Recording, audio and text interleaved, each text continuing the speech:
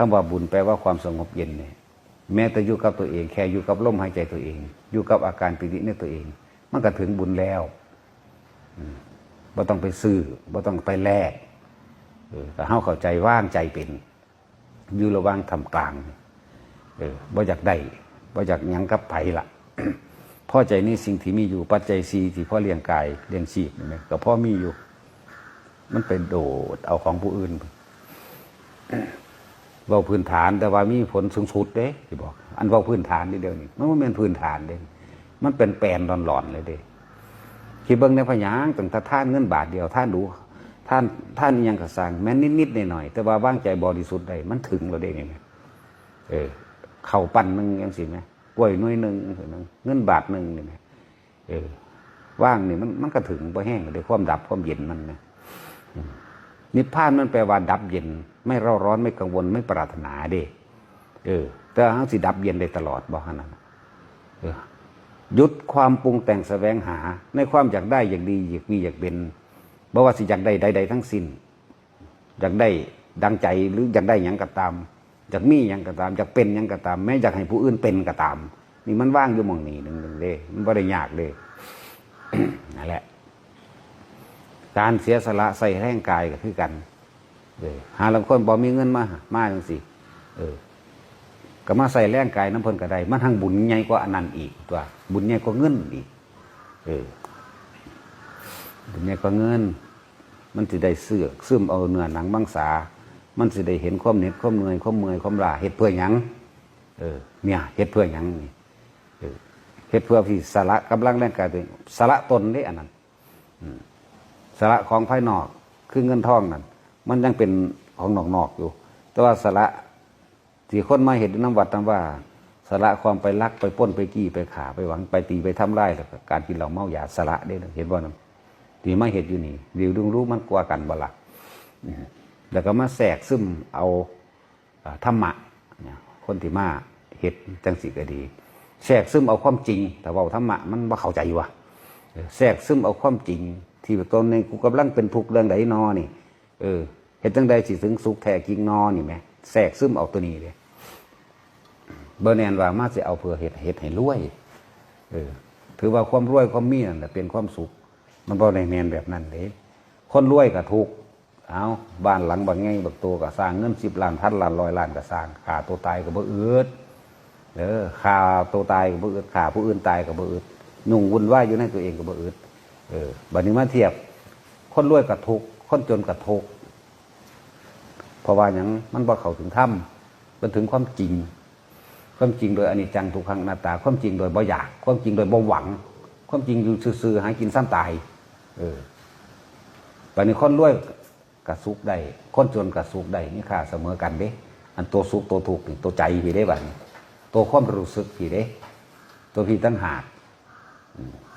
นี่ตัวคนบ่มีล่ะมาบวชส่วนมากนะที่เขาเจ้าซาหรือบรรลุอันนั้นบรรลุอันนี้อยู่นี่เห็นบ่ล่ะรวยอีหลีนั่นโอ้ยมันมีอยู่แต่น้อยน้อย10 ล้านหรือ100 ล้านละนึงจักสิได้บ่บุเอา100 ล้านคนต่อนึงเนาะยังก็ว่าหลวงพ่อทายาท100,000 ล้านมาบวชจังซี่ก็ทายาทบ่ทันได้เป็นของเจ้าของเด้ล่ะหามันเป็นของเจ้าของแล้วดีบ่ดีบ่มากก็บ่ฮู้จักเด้ทายาทเข้าใจว่าล่ะแต่นั่นแหละไม่ต้องไปสอนอย่างอื่นหันเข้ามาตัวเองแม้ตัวเองให้เฮาเองเดี๋ยวนี้ก็สามารถเข้าถึงพระนิพพานได้เบิดนั่นแหละเวลาใดที่เฮาหยุดคิดปรุงแต่งนะหยุดคิดปรุงแต่งแสวงหาในความอยากได้อยากดีอยากมีอยากเป็นเวลานั้นความรู้สึกของเฮาดับเย็นว่างเข้าใจบ่ล่ะเพราะนั่นแหละก็ได้คือกันนี่ล่ะสถานีนึงมันบ่ได้มีหยังยากดอกผู้คนฟังดีๆฟังให้เข้าใจเทียบกับความเป็นจริงในชีวิตจริงประสบการณ์จริงของเจ้าของเด้อประเภทได้ยินได้ฟังมาแล้วเอาไปเทียบ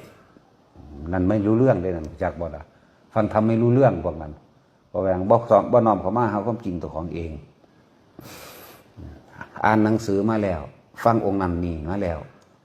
อ่านมาฟังมาเพื่อที่จะไปบังคับผู้อื่นให้กระทำตามที่ตัวเองได้ยินได้ฟังมามันธรรมดาดิแ แต่ว่าเคยคิดหรือไม่ว่าตัวเองยังทำไม่ได้นี่ไหมส่วนมากจะเป็นนักสั้นความรู้จำพวกนั้นจำแล้วก็เอาไปจี้ผู้อื่นความรู้จำเอาไปจี้คนอื่นบ่ได้เอามาจี้ใจเจ้าของแต่เว้าขึ้นบ้าจูงผัวจูงเมียจูงลูกจูงหลานอรหันต์เว้าขึ้นนั่นแหละสิบ่ให้มันด่าบ่เนาะ มาสอนเรื่องอรหันต์เสยมาสอนจังสันจังสีเฮาเสยพูดไม่ดีพูดไม่เพราะพูดไม่ตรงกับคำสอนองค์นั่นองค์นี้ว่าเด้ผู้พูดดีพูดตรงกับกูเห็นกลับขึ้นไปหาอยู่น้ำผัวน้ำเมียอยู่ไปจังสันอีหลีนี่แหละนั่นแหละความรู้จำมันบ่ได้คือกันเด้พูดตามกับทำตามคนละอย่างกันพูดตามทำตามอันนี้คนละเรื่องกันบ่ล่ะพูดตามกับทำตามคนต่างกันบ่พวกเจ้าว่าโกนหัวตามแล้วห่มผ้าตัวตามแล้วบิณฑบาตตามแล้ว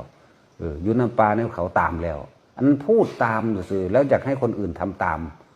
ทั้งพูดตามจากจะได้ยินได้ฟังมาแล้วก็อยากให้ผู้อื่นมาบังคับจังว่าโอ้มันหลายนักวิจัยนักวิจารณ์เนาะแล้วก็พวกทนายและทนายและอัยการศาลตัดสินสูงสุดอันนี้ผิดอันนี้ถูก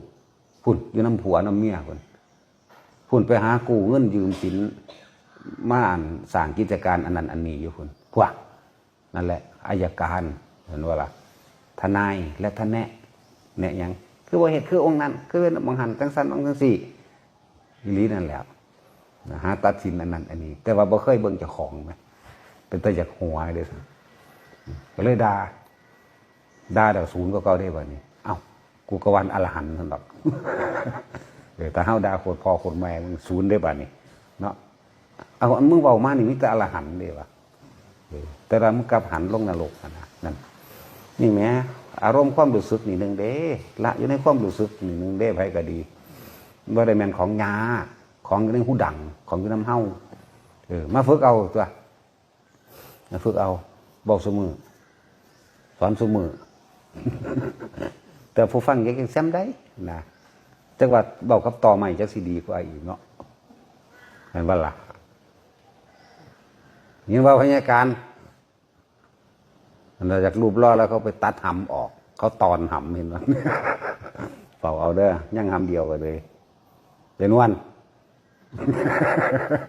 เป็นแต่อยากอายเนาะโอ้ยคนรวยได้ถึกได้ยี่เดียวนี่เนาะรวยสมบัติภายนอกเลยทั้งถูกคนถูก เห็นว่าล่ะ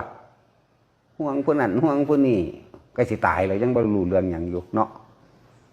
คือบางห่วงความรู้สึกเจ้าของเป็นห่วงความรู้สึกผู้อื่นยังกระดอเลยเนาะ